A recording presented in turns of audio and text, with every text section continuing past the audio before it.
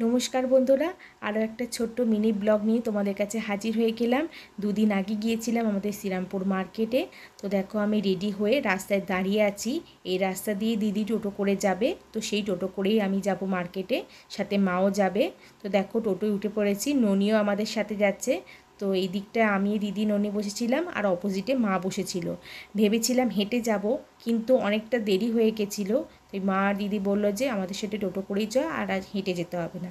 হেঁটে গেলে আমার বাড়ি থেকে শ্রীরামপুর মার্কেট প্রায় 15 মিনিট মতো সময় লাগে। তো শ্রীরামপুর মার্কেটে চলে এসেছি। তো মার্কেটে অ্যাজ ইউজুয়াল সবসময় লোকালয়ে ভিড় থাকেই। তো দেখো আমাকে একটু দেখালাম, আমাকে খুব একটা ভালো লাগছিল না, কারণ এই গরমেতে না আজকাল ঘুম হচ্ছে না ভালো করে। আর ননিও পুরী থেকে ঘুরে এসছে, ওকেও একটু কালো কালো লাগছিল।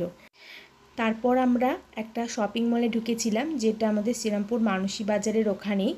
তো প্রথমে এখানে নিচে ছিল লেডিস ডিপার্টমেন্ট, তো আমরা যাব জেন্টস ডিপার্টমেন্টে। তো সিঁড়ি দিয়েই গেছি, কারণ লিফটের সামনে এত মানুষের ভিড় ছিল, তো দাঁড়িয়ে থাকলে আরও সময় ব্যয় হয়ে যেত। তাই আমরা সিঁড়ি দিয়েই ওপরে উঠে গেছি। তো সেকেন্ড ফ্লোরে ছিল জেন্টস ডিপার্টমেন্টটা, আমরা ওপরে চলে এসেছি। মায়ের ওপরে উঠে আসতে একটু কষ্ট হচ্ছিল। তো আমার এখানে কিছুই কাজ ছিল না, দিদি আর মাই কেনাকাটা করছিল। তো আমার দায়িত্ব ছিল একে সামলানোর, কারণ এ তো খুব শান্ত মেয়ে, তাই একে ধরে হাত ধরে থাকতে হয়েছিল আমাকে। তারপর ওখানে কেনাকাটা কমপ্লিট হয়ে যাওয়ার পর আমরা রাস্তায় আবার চলে এসেছি অন্য একটা দোকানে যাব বলে। মা আর দিদি একটু এগিয়ে গিয়েছিলো। তারপর চলে এসেছি একটা শাড়ির দোকানে, শাড়ি কিনবো বলে। তো শাড়ি একটা কেনা হয়েছে, এইসব কেনাকাটা হচ্ছে জামাই ষষ্ঠী উপলক্ষে। তো কেনাকাটা কমপ্লিট, এবার ঢুকেছিলাম শ্রীরামপুরে মার্কেটে মিয়া মোড়ে কেকের দোকানে।